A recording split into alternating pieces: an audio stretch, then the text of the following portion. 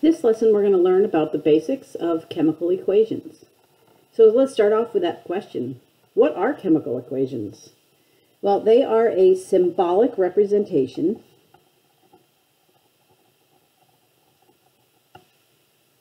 of a chemical reaction.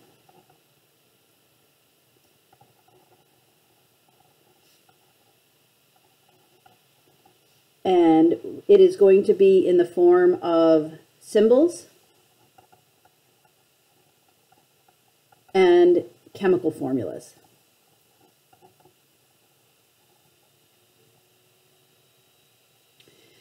When you have your starting materials and then they turn into your ending materials, this is the basic format for a chemical equation, right? So starting materials, these are what we call your reactants.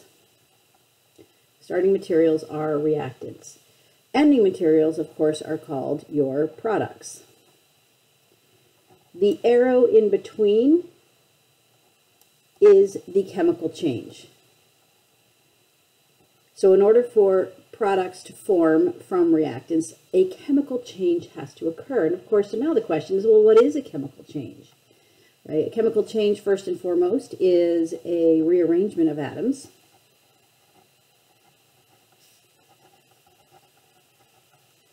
And we're going to take a look at a couple of particle models that show the different ways that atoms can rearrange. So our first example is, let's say we have an atom that has one type of atom, and we have a different type of atom separate from one another. We'll mark one with an X and one not with an X to show that those are two different elements, two different atoms. And when this chemical change, we are going to bring those two atoms together. And so what we are seeing here is that bonds are forming. There was no bond here, but now there is a bond. So rearrangement is when one way that you can have a rearrangement of atoms is when bonds form. Well, if bonds forming is an example of a chemical change, then bonds breaking might be a form of a chemical change. And so let's make this one a little bit more complex. Let's start with a big atom in the middle. We'll kind of shade that in a little bit. We'll do a tiny little open circle here. We'll do a medium-sized particle here with an X in it. And then we'll do 3 more of those little circles right there, like something like this. Okay, so this is one molecule. It has a total of 1, 2, 3, 4, 5, 6 atoms attached. And so we might have this turn into 2 separate molecules. Let's say it looks like this. That's the one that's shaded in, and the 2 small circles attached. And then let's say we have the atom with the X in it with 2 of the smaller circles. So here we have, we've maintained the total and type, the total number and the type of atoms on both left and right side. You can't, that's the law of conservation of matter, which we'll talk about soon.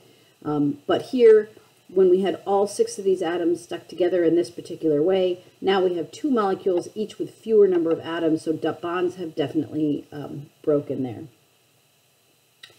Our third example is where, really it was in the second example too, but we're going to highlight it a little differently. So let's say we have an atom that looks like this, and then we have 2 molecules that look like this. I'll shade that one in. Okay. And so maybe after the bonds break and then rearrange, maybe we have these 2 atoms that are shaded, connected by the atom with the X in it. And then let's say we have a molecule with the 2 little circles in it. So here bonds break and then form, right? And so that's how atoms are going to rearrange. Bonds are typically going to break and then new bonds form after the atoms have rearranged themselves. All right, but you know what? You can't see this, right? Like we can model it on a piece of paper, but you can't actually see the rearrangement of atoms. So how do you know, like just by looking at something, that a chemical reaction has occurred? So there is some observable evidence that a chemical reaction has taken place. And so these are the 4 that you're going to want to look for as we investigate chemical reactions. One of the possible pieces of evidence is when a gas is produced Sometimes this will look like bubbles. If there is a liquid in that you are reacting and then all of a sudden bubbles form, but be careful. The gas needs to be produced spontaneously and not when heat is causing the substance to boil, right? So like if you heat it and it starts boiling, that's a different thing, right? That's a physical change where you're making that liquid you're making that liquid turn into a gas. So you do have to be careful. If a gas is produced spontaneously, not necessarily from heat, and that may look like bubbles are forming. So gases produced is one typical way that a chemical reaction that you know that it's happening. Another is a color change, and this also needs to be a spontaneous. For example, not from colors mixing. So if you put something that is red, a liquid that's red, together with another liquid that's clear, that red may become diluted, or maybe you mix that red liquid with something that's yellow, and now the substance looks orange, right? So if that's a color mixing, that's not necessarily a color change. So there needs to be a spontaneous color change, not from colors mixing. Another type of evidence that you might notice is that there is a temperature change. And again, this needs to be spontaneous, right? So this is not from you heating, not from you adding heat or cooling it down, right? So if you mix some chemicals together and it gets spontaneously hotter or spontaneously colder, that's a pretty good indication that a chemical reaction is taking place. And the last one is a precipitate. Spell that better. Precipitate forms. And again, spontaneously. What this means is a solid forms when two liquids mix. Right, that's what a precipitate is. And when that happens, when you put two liquids together and a solid forms where there was no solid before, that solid is called the precipitate, and that's a pretty good indication that a chemical reaction has taken place. You don't need all four of these things to happen in order for a chemical change to be, to feel like you can say that a chemical reaction has taken place. You only need one of these to give you some good evidence. But these are the four things that you would look for to know that a chemical reaction has happened. All right, there's some symbols used when we write chemical equations, and so let's talk about what they mean. When you see an arrow pointing to the right, this is, you either pronounce it as it yields, or produces, or forms, right? This is what separates reactants from products.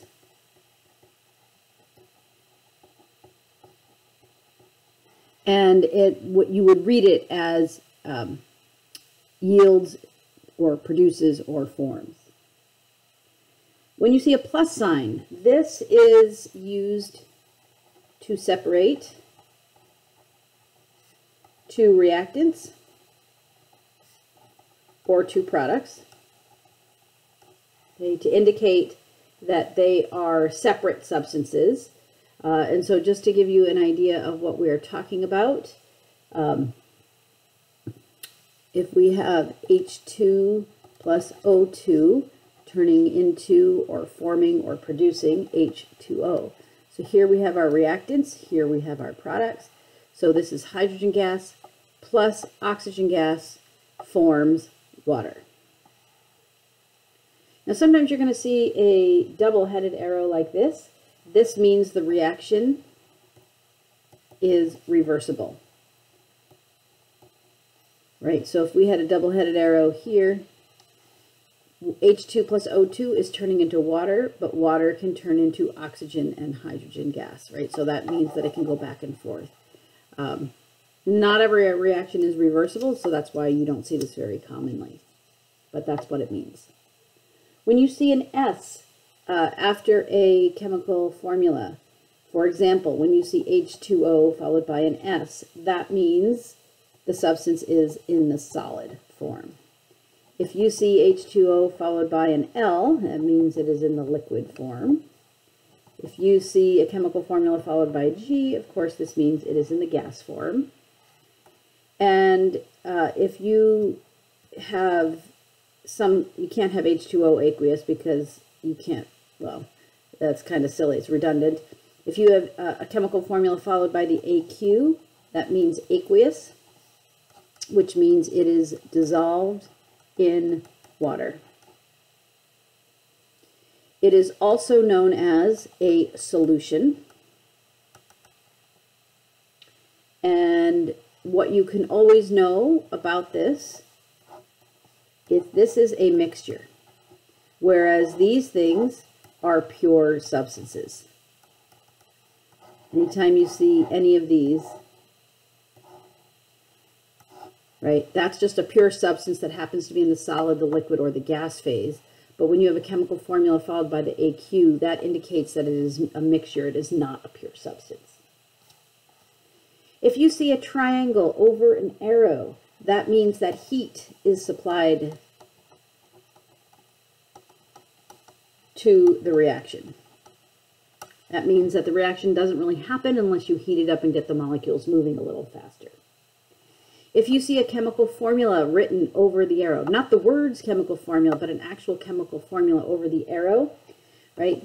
Those words, chemical formula, might say, well, it could be a lot of different things, but whatever chemical formula is written there is a catalyst. And a catalyst is something that speeds up a reaction.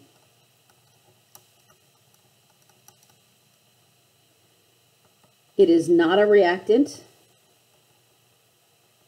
It is not a product. It is reusable. And it's able to be reused over and over. It's not, doesn't get consumed as a reactant, doesn't get produced as a product. So we don't put it with either the reactants or the products. We put it over the arrow to indicate that something was needed to help the reaction move forward, whether that's heat or a catalyst. All right, in this lesson, we have looked at a couple of basics for what is a chemical reaction, what is a chemical equation, what is a chemical change, and from here, we are going to be moving on to figuring out how to write equations, how to balance the equations, and oh yes, there's so much more. So we'll see you back in the classroom.